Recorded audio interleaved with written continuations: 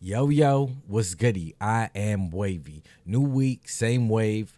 If you enjoy the content over here, please hit that subscribe button. It goes a far way for the channel. Also, the likes and the comments. I appreciate all of it. Everybody that's been supporting. And let's get to it. Recently, Mayor Eric Adams appeared on The Breakfast Club. And usually when you align with a certain agenda and you go on the Breakfast Club platform, they're not going to ask you the hard questions and put your feet to the fire. Usually, you know, when you're a certain person and you pull out hot sauce from your purse, they're just going to laugh and joke along with it. Versus if you do not align with their agenda, they're going to ask you the hard questions. They may even insult you. They may question the validity of pretty much everything you're saying. They're going to have something to retort it with. But this one was different. Mayor Eric Adams went on it, and Charlemagne, along with Envy and the other guest speaker as well, I believe her name is Olayemi Olorin, they held his feet to the fire when it came to subjects about the illegals and what's going on in New York, the subway station, and having the National Guard deployed there, as well as the stop and search that has been implemented and amplified under Mayor Eric Adams. All right, so we'll get to all of it. Also, shout out to Olayemi Olorin. All right, I think she's a West Indian chick, attorney from Brooklyn, that, you know, played this perfectly. She went at Mayor Eric Adams, and, you know, she's not even a conservative. You know, I believe she's, you know, a liberal. I believe she is woke, some might say, or, you know what I mean, anti-establishment. But let's get to the clips. Let me peel back again, because you got to always peel back this stuff, you know, because oftentimes how you're depicted in the media that I don't control is how people interpret you. I didn't put the National Guards in the subway. The governor did. I know, but I know what you said. But you said, Eric. You stood with Governor Kathy Hochul, and you co-signed that decision. You did. And I'm not saying this as someone who's following social media. I'm saying that as an attorney in the city and an activist who follows everything that you do. Yeah, I'm glad you do. Because then you realize how I turned the city around if you follow everything I do. You realize I would say no, but we could get to that next. Yeah, so that's just a little clip I will get to, but I wanted to back it up. I think Mayor Eric Adams went here on some, I'm going to go into a hip-hop platform, speak with the kings and queen and brothers and sisters. That's how we came there, and quickly realized that I guess it wasn't going to be the typical Breakfast Club type interview with, you know, a politician. Let's check it out. Guard, that there's a hyper visibility of police, that they're trying to stop people with certain records from even using them, and now you have this congestion price. So how do you reconcile that? Well, let's go before. First of all, I would love to give me the quotes on my rhetoric, because I'm lost on that. Can you give me the quotes? Oh, that you fearmonger about the subways? Yeah, you've consistently done that since the day one of your administration. One of the first things you did was add 1,000 officers to the subway because you claimed that the subways are unrideable. You and Hochul did this and said how dangerous it is, and you recently did that when you deployed the National Guard. Sister, but that wasn't my question, Queen. My question was, what was my fear mongering? What did I say? People on the far left disagree with me. You know, many people on the far left, they said, Eric, people should be allowed to sleep on the streets no matter what. They should be allowed to sit on your stoop and inject themselves with drugs. They should be allowed to go in stores and steal whatever they want. They shouldn't have to pay on the subway system. They should be allowed to carry a gun and be able to come out the next day. Like, people disagree with me all the time. Earlier you asked me to point out the rhetoric. Earlier you asked me to point out specifically what you say to fearmonger about crime, so I just would like to say Exhibit A, like what you literally just did. You continue to say English that New York is the safest big city, while simultaneously you are the one sensationalizing the crime. Yeah. So back up. Like I said, I believe that she is, I'm not going to say anti-police, but, you know, she is more against the police when it comes to situations and how police. Now, specifically, she was speaking about, Eric Adams has continuously said New York City is the safest major city in America. All right. While saying that there's a problem with crime in New York City. So it's like, which one are you gonna say? You know, he's saying both things. He's saying New York City is a safe place, but yet we need the National Guard in the subway. You know, and I'm not a fan of Mayor Eric Adams either. For different reasons, but some of the same. The way he's running it, he's the worst thing to happen in New York City since Bill de Blasio, which wasn't too long ago, but yeah. All right, but apparently Mayor Eric Adams thinks all of the chaos and stuff that's going on in his city currently has nothing to do with his policies. It has to do with black mayors around the country being targeted by the national government, by Governor Abbott in Texas, that they're targeting these places. Never mind the policy of these places were saying to come here. Never mind the policies were saying we're gonna give you prepaid cards so that you could come here, and when you come here, we're gonna put you up in a 5-star hotel. We're gonna do all this for you, free health care, free education for your kids, everything free. So now when there's and the most progressive ones, I'm sorry, but a lot of the more progressive ones, or the ones that are in progressive cities, I don't know for optics or what, but they're black. But those are the ones calling for it. So when you get what you ask for, how you gonna get mad? To these hercs, and you're seeing these young people, and I walk in and I talk with them. Some of them come from West Africa, South America, Central America. All they're saying is, man, we just want to work. We don't want to sit around here all day and not do anything. That is why the real focus should be on our national government that's saying, why are you doing this in New York? Check out what they're doing. They're doing it to New York. They're doing it to Chicago. They're doing it to Los Angeles. Mm-hmm. They're doing it to Houston. What is the same in all those cities? All black mayors. All black mayors. And so what we're saying, same thing that I'm going through here, my brother Johnson is going through. My sister Bass is going through. My brother Turner is going through. So our folks, what they wanted to happen, Governor Abbott wanted to happen, we're going to turn these cities against their mayors. We're going to create this environment where they're all going to go against their mayors. Go Google what they're doing to my brother in Chicago. And I'm not saying that there can't be some validity that maybe these people were put into these positions because they knew what was coming, because I've seen, like, even in a lot of these dangerous cities around the country, when it comes to like the police chiefs, they'll put a black person or a woman or they'll put them in the position of power when it's about to crumble. So maybe there is some validity there, but also these places have traditionally voted this way. So regardless of what the Democrat looked like, regardless of if they were white or black, whoever the Democrat name was on the ballot was going to get the vote. And it just happened that it's culminating all at the same time. I don't know. Coincidence? Eerie? I don't know. Go Google what they're doing to Sister Bass.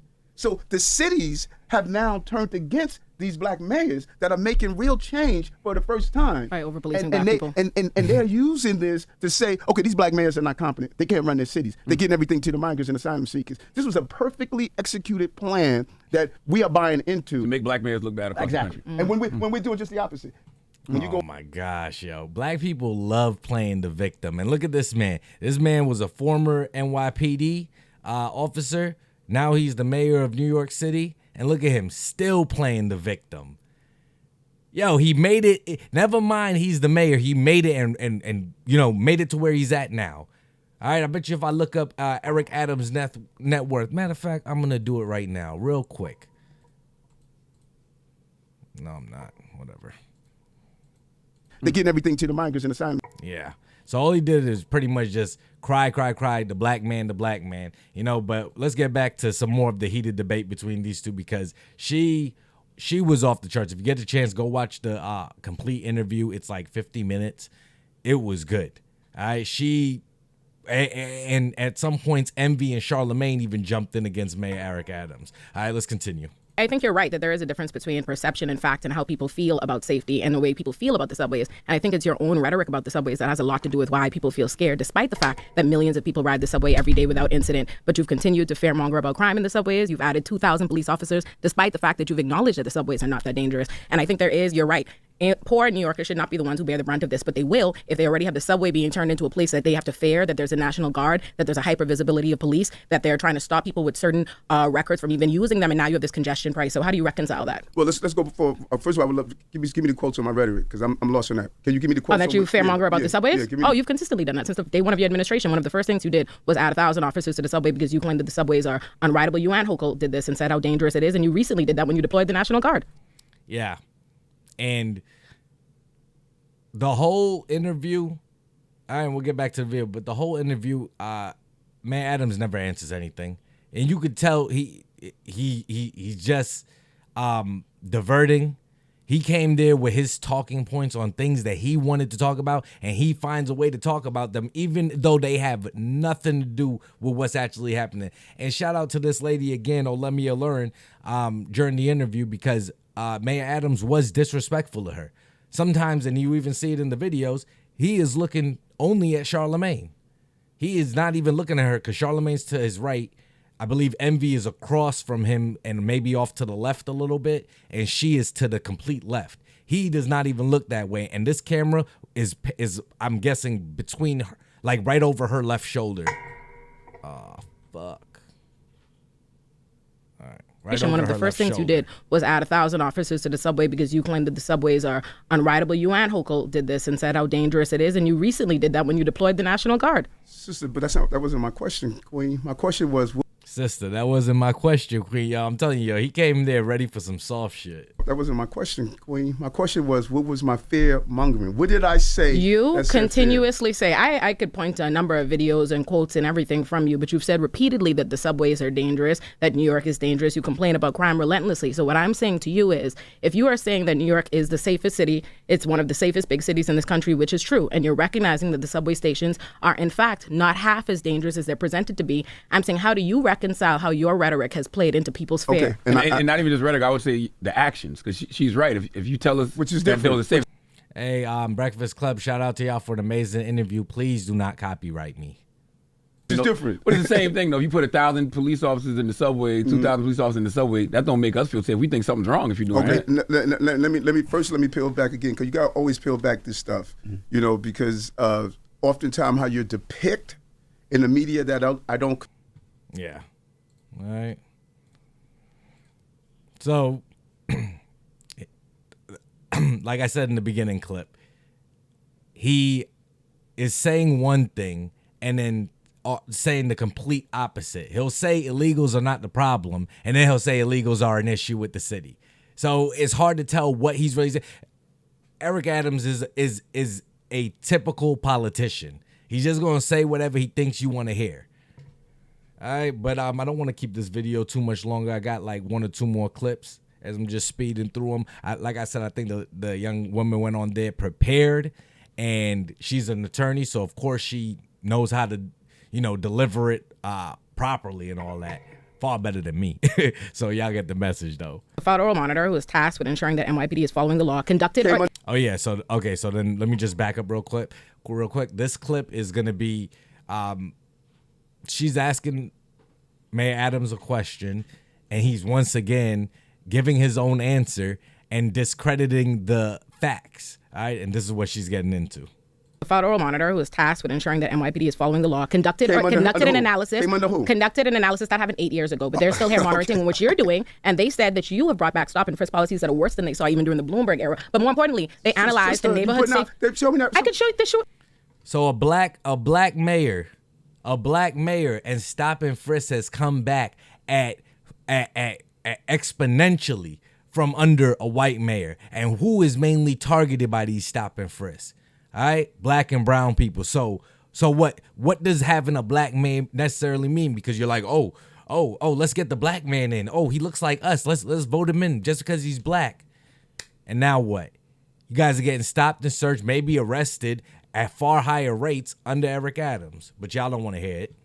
The report is available, and I know it's been available to you because your spokesperson has commented on it. They did an analysis of over 10 precincts, 10 different precincts. That is factual. There's a federal monitor reporting to Judge T. Swain on it and presenting the information. They said that, yes, listen, let me finish so you can peel it back. They conducted an analysis of 10 different precincts, and of the stops of 10 different precincts, they found that 97% of them, by the way, of the neighborhood safety teams that were disbanded in 2020 because of their disproportionate abuse against black and Hispanic people that you revived, they analyzed 10 of those different neighborhood safety teams and found that they're conducting 97% of their stops on black and brown people, and a quarter of them are unconstitutional. That's what the federal monitor said, not me. Yeah. Okay, so that's a federal statistic that has said under a black mayor, black people are being targeted more. Now, given I will say it was COVID and, crime took off during COVID and blah, blah, blah, blah, blah, but the numbers are the numbers. All right? And, yeah. So if you stuck around this long in the video, as always, I'd appreciate it if you hit the subscribe button, drop a like or a comment or both. And let me know whatever you think about all this. Mayor Eric Adams going on the Breakfast Club, and what he had to say in terms of the topics I covered in this interview are going to be the subway system, the safety with the illegals, and also the stop and search policy being targeted mainly at black and brown people. Do you think he's doing more good for the city? New York City's in a better place now than it was 2 years ago, 3 years ago, before he became the mayor? Or do you think it's in a better place now? It's a safer place. It's a cleaner place, a more prospering place, where anybody could go there and live the American dream. It's the cleanest place in the world. What else? Or do you think, he's kind of running it into the ground? The worst mayors in my lifetime is between him and de Blasio for, competing to be the worst. I do have to get into something to look up his net worth, and I do have to look into the story of I'm seeing that now they're going to put in some sort of detectors to look for firearms in the subway. So it's a lot of stuff coming out of New York City. I will continue to keep it updated, so make sure to hit the subscribe button. And then let me get to my last clip. Everyone knows that New York City is the Athens of America. It's the Istanbul of America. It's the keys of America. It's the soul of America. We are the Tel Aviv of America. New York City is the Islamabad of America. The Zagreb of America. We are the Lima. I don't ever know what this man even ever talking about, man. Y'all be easy and stay wavy.